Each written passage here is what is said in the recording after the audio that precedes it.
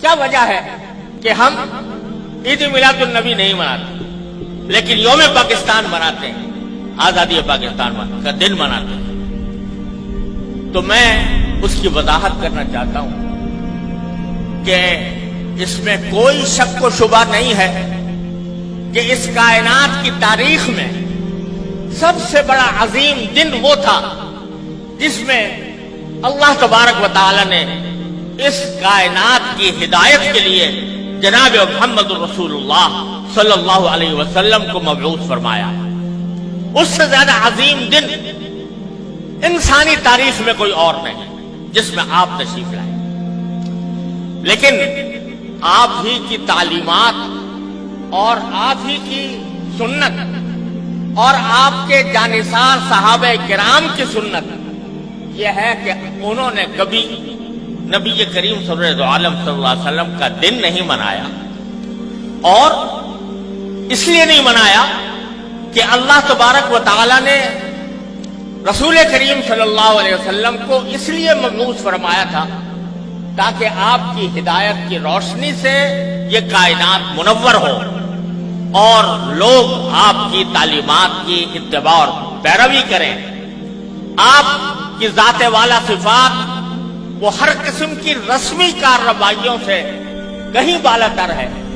और हजरत सहाबे किराम जो आपकी जिंदगी के एक सांस के बदले अपनी सारी जिंदगियां निछावर कर सकते थे, उन्होंने कभी ये दिन नहीं मनाया। जब उन्होंने जो कोई चीज न मनाई हो और उन्होंने उससे एतराज किया हो और उसके बजाय सारी जिंदगी इत्तिबा सुन्नत की कोशिश की हो, उसको अगर हम मनाना शुरू करें तो दीन के अंदर एक इजाफा होगा, दीन के अहकाम में एक इजाफा होगा। और दीन के काम में कोई इजाफा वो बिदअत कहलाता है। मन अहदथ फी अमरिना हाज़ा फहुवा रद्द, तो वो बिदअत बन जाता है क्योंकि वो एक मजहबी मामला। ईद मिलादुन नबी मजहबी तकरीब के तौर पर मनाई जाती है, मजहबी ईद के तौर पर, ईद का नाम उसका रखा गया है और वो मजहबी तकरीब है। और मजहबी तकरीब अगर कोई शख्स मजहब का हिस्सा समझकर वो बनाएगा तो दीन में एक इजाफा होगा जिसका नाम बिदअत। इसलिए हमारे अकाबिर उलमाए किराम ने उस बनाने का एहतमाम नहीं किया। जहां तक ये 14 अगस्त का ताल्लुक है, 14 अगस्त के यौम आजादी का ताल्लुक है, ये कोई मजहबी तकरीब नहीं है, ये कोई दीनी इज्तिमा नहीं है, ये दीनी तकरीब नहीं है, बल्कि ये मुल्की तकरीब है।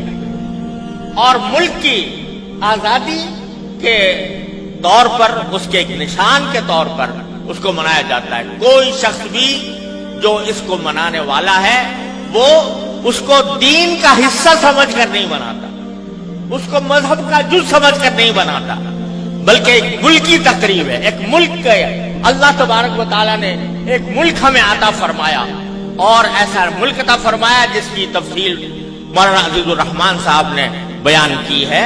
तो वो हम एक मुल्क की तकरीब के तौर पर बनाते हैं। बिदअत उस वक्त बनती है कोई चीज जो शरीयत में न हो और शरीयत का हिस्सा उसको बना दिया जाए, लेकिन ये कोई शरीयत का हिस्सा नहीं, ये कोई दीन का कोई दीनी तकरीब नहीं, दीनी ईद नहीं, दीनी मजहब नहीं, दीन का कोई मजहबी हिस्सा नहीं। लिहाजा ये एक मुल्की तकरीब है। और ये ऐसा है जैसे कि अगर कोई शख्स अपने घर के अंदर कोई किसी अपने घर की तामीर हुई और उस तामीर के ऊपर कोई इज्तिमा करे, कोई दावत करे, तो ये कोई मजहब की तकरीब नहीं है, कोई दीन की तकरीब नहीं है। इसी तरीके से हम यौम आज़ादी पाकिस्तान का इसलिए मनाते हैं कि अल्लाह तबारक व तआला ने अपने फजल व करम से ये नेमत हमें अता फरमाई थी और मुल्की तकरीब के तौर पर इसको मनाया जाता है।